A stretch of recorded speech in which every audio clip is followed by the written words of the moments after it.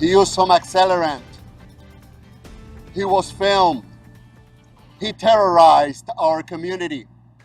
What was supposed to be a day of religious celebration has turned into a day of fear. A local mosque, the target of an arsonist. Tonight, the question, is it a hate crime? You're taking a look at the aftermath of the blaze from Chopper 5, the only local chopper bringing you breaking news first and fast. We have live team coverage, and we begin with Jay Kashmir live outside the Fort Pierce Islamic Center. Jay. Michael, the crime scene still crawling with investigators at this hour as we're heading into nightfall right now. All of them combing every square inch of this piece of property here, trying to find the man responsible, the man who tried to burn this mosque down overnight. This is a crime scene that reverberates much more than just here in Fort Pierce. It's being carried across state and national lines right now simply because of what has happened here. This is not the first incident that has occurred here at the Islamic Center of Fort Pierce.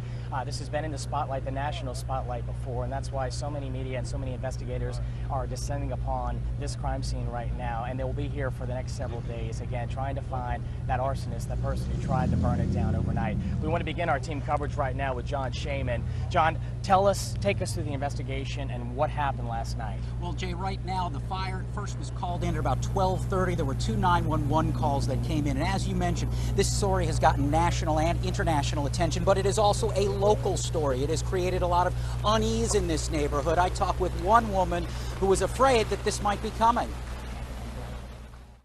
See, the embers are blowing towards the top of the trees over here. That's what I worry about. Jennifer Parsons watches as the Islamic Center of Fort Pierce burns in front of her eyes. Come out the door and you just feel the heat from the fire because, like I said, it's close. At daybreak, Chopper 5 providing the only visuals where you can see just how much damage was done. It's sad. I mean, I'm still kind of in shock about it all. The St. Lucie County Sheriff's Office says a white or Hispanic male approached the building with a bottle filled with some type of liquid and an accelerant. The timing of the arson has investigators looking into whether this was a hate crime. Of course, with what is going on, of course, because this is a place of worship, and of course, because this incident occurred on the anniversary of 9/11, we are going to explore that, but we are not confident to say that that is the case at this time. For Parsons, who's undergoing treatment for breast cancer, this fire hits close to home, not just geographically. Her doctor worships here. Well, they've always told me, you need anything, let us know. If I needed food, I could walk across the street and say I have no food, and they would give me food. That's why I don't see how people can be so racist and so ignorant. Parsons, since the mosque got added attention this summer after it was discovered that the shooter behind the Pulse Orlando nightclub event, Omar Mateen, worshipped here at some point. She was afraid at some point something like this could happen. And Jay, again, right now it's up to investigators to really piece together what will happen right now. The ATF is here as well as the FBI joining the St. Lucie County Sheriff's Office. John, a process that will take several days. Appreciate your coverage here tonight. John Shaman on the scene with us here tonight. As John indicated, that crime scene still very active as we speak, being labeled as an arson.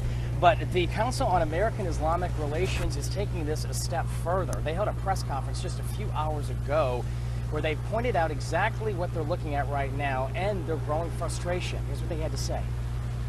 He terrorized our community. On what was supposed to be a day filled with prayer and celebration, the mood turned into disgust. An attack on any house of worship is an attack on all houses of worship.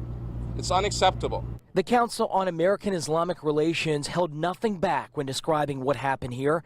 To them, this was more than arson. It was an apparent act of hate. It doesn't matter what religion you practice. In America, all religions are welcome. People should be able to practice their religion freely without fear of violence. These community leaders are calling on everyone to speak out and not remain silent.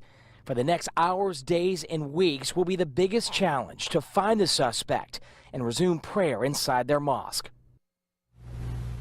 I lost IFB. You lost IFB?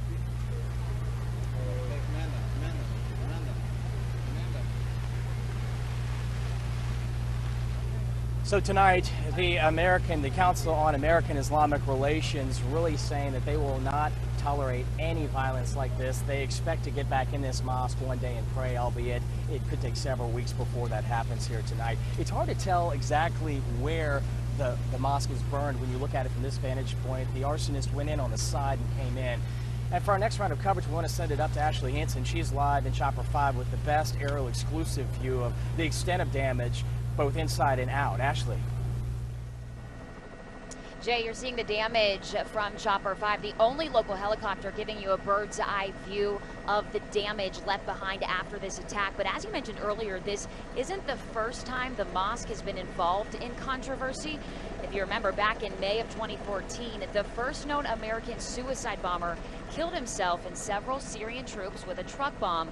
Well, he actually worshipped at this center in the past, and so did Omar Mateen, the gunman who killed 49 people and wounded 53 in the Pulse nightclub massacre in Orlando back on June 12th.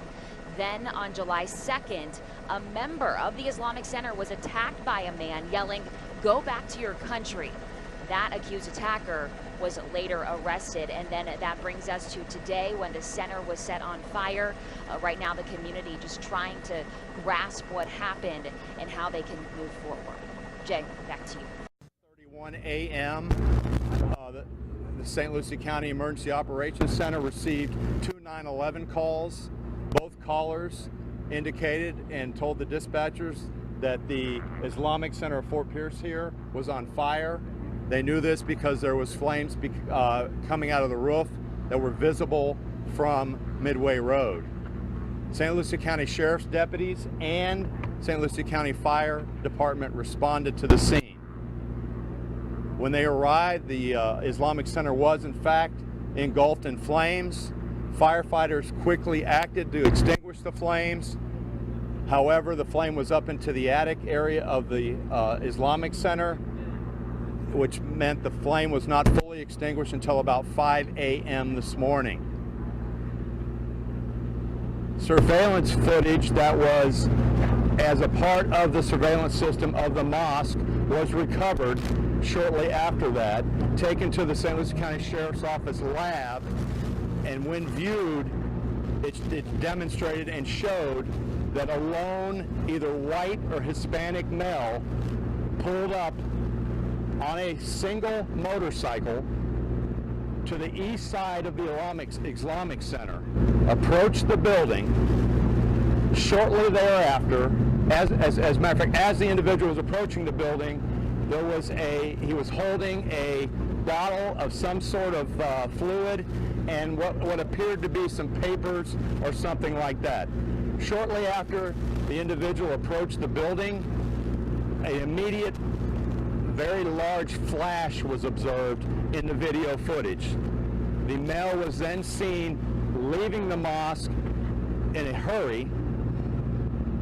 While the male was leaving, the male was shaking his hand. We're not sure, but it is possible that the male sustained burns on that hand. By the time I'm done speaking with you in this video, that video footage has been uploaded to our Sheriff's Office Facebook page, as well as some distinguishing characteristics.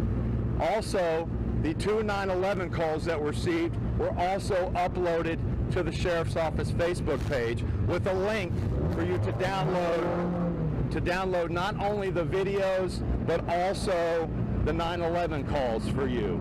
What we are asking is for you to please put these out to the public.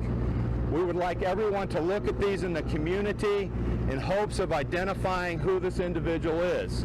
If someone has any information relating to this incident, we would ask them to please call the St. Lucie County Sheriff's Office Criminal Investigation Division at area code 772-462-3230, and also Treasure Coast Crime Stoppers at 1-800-273-8477. That's 1-800-273-8477.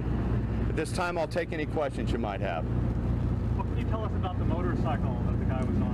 The motorcycle appears to be, and remember this is footage that is at nighttime, and it is also black and white, but it appears to be a Harley Davidson style motorcycle. We're not 100% sure that it is a Harley Davidson. However, it does fit that bill with a low seat and higher handlebars with a slight rake on the front.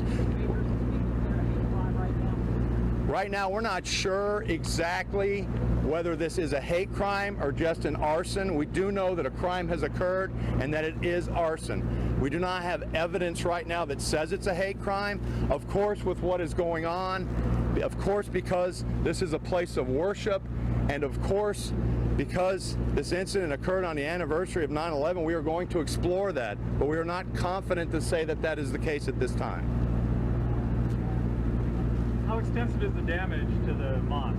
There's substantial damage to the mosque, both the interior and exterior. What part of the mosque was burned? Can you elaborate? Well, this is a group of buildings. Some of it was constructed many, many years ago and is wood, and then the front portion here is concrete, as you can see. The fire started somewhere in the mid portion of the structure. Major, would you mind describing the video again for us? What is seen on the video? The video clearly shows a lone individual, either white or Hispanic ancestry, driving up on the motorcycle, stopping the motorcycle, walking up to the mosque, where shortly after there is a bright flash indicating that a fire did occur. This individual was carrying also a bottle of some sort of liquid and also some sort of paper. Did he break the door in? How did he get in? Right now, we don't know. The door was heavily burned, and as you know, when firefighters go to a scene, sometimes they have to use force to enter the structure to take care of the fire. Right now, we're not sure whether the individual broke the door or started the fire on the outside. But the door here is firefighters.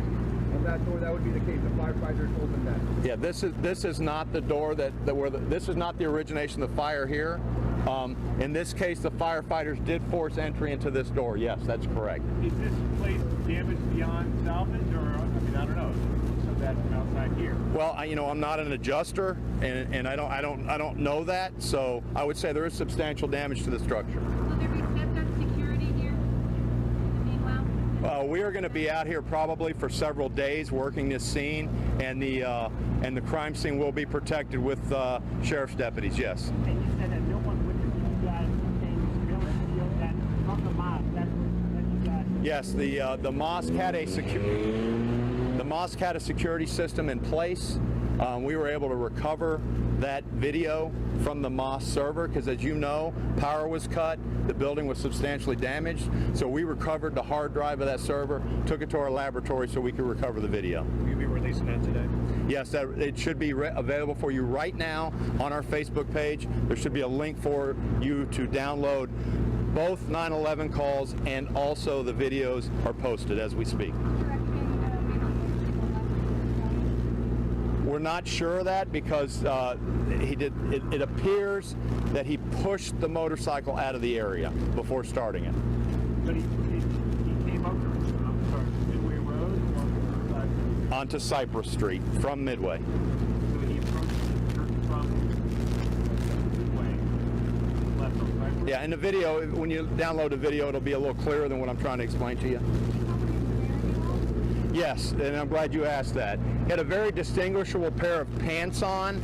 They appear to be blue jeans, but on the backs of the pockets, there is distinct embroidery on the rear pockets of the pants. Also, the shirt he has on appears to be like a button-up smoker-style shirt, for lack of better terms, and he had like a boonie hat on. Like a camouflage? I don't know if it was camouflage, but that type of hat. I joined you a little bit late. Was there anything besides the fire that was left behind?